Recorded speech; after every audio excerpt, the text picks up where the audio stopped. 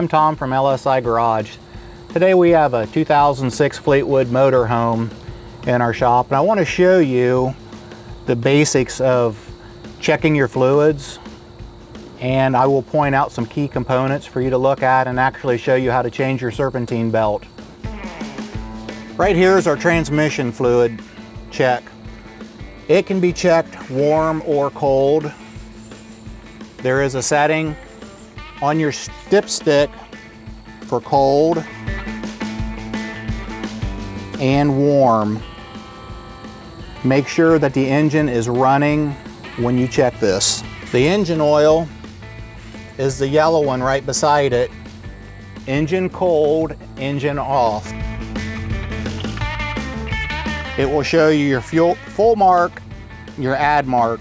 Typically between add and full in this area is 1 gallon. Also, not all motorhomes have this, but this one has a side-mounted radiator, and it has a hydraulic pump that runs the engine cooling fan. So there's a hydraulic tank here, and we can check our hydraulic oil in here also.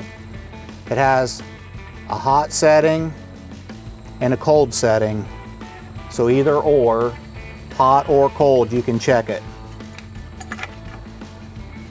Also, there's a filter gauge here for your air filter that will tell you when your air filter needs replaced. When the yellow gets pulled all the way up to the red, this is all yellow, it's time to change your air filter. There's a button on the bottom that's spring loaded and you can push it and reset it.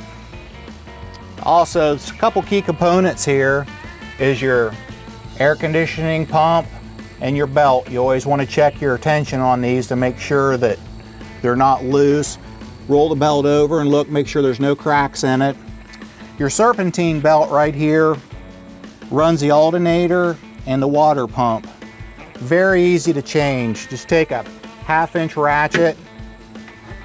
It goes into the tensioner. Pull back on the tensioner and you can flip the belt off just that easy and replace it. Always draw a diagram of the belt routing so you don't have any difficulties getting back together. Also, you can check your coolant level with these sight glasses right here. Full cold, you should be able to see your coolant in there in the level. Never open these hot. If you do find your engine oil is low, the oil fill cap is yellow, which matches your dipstick. Funnel, clean oil in. Also, on the transmission, where you check it, is also where you fill it. So if you need to add some transmission fluid, you add it right here also.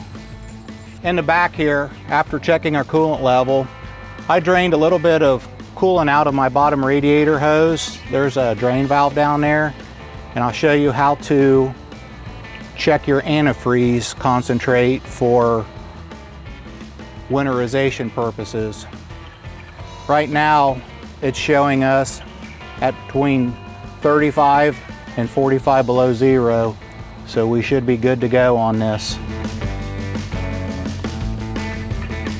I will go underneath and I'll show you where to drain your oil. We'll be right back. Okay, before we slide underneath, I wanted to show you our fuel filter location. This is our water and fuel separator right here. If you get any water in your fuel, this element is supposed to trap it. There is a sensor on the bottom, and you should have a light on your dash that would come on if you do have any water in your fuel. Periodically, it's good to come out, open up the drain valve on it, and let it run for a second till clear fuel comes out. This one had no water in it, so that's a good thing. These should be changed every couple years. I'd say between 5,000 and 7,000 miles, depending on how much you run it. This is the water separator for the fuel, and this is the primary fuel filter. Now when you change these, always make sure that you fill them completely up with diesel fuel before you reattach them to the bus. If not, it will not start. Also in here is our hydraulic filter for the canister I showed you back there where I checked the oil in it to run your engine cooling fan. This one has a gauge on it, and it'll tell you when it's due to be changed. Okay, we're going to move underneath now, and I'll show you where the drain plug is to drain our oil. This is our drain valve. We're not going to change oil today, but it has an easy drain valve. You push on the lever and pull it down. We use this bus for R&D, and we take oil samples in it often, and it makes it very easy to do. So this is where you drain your engine oil. On the side of the motor, on the other side, is a spin-on oil filter. Okay, we just was in the back and I showed you how to check the level in the power gear for the leveling system. This is the front oil level right here. It shows you where they're retracted, your oil level, and if they're extended, oil level will be down here. This is just one more part to your leveling system. This is the electric motor that runs the front levelers that's controlled by the computer also.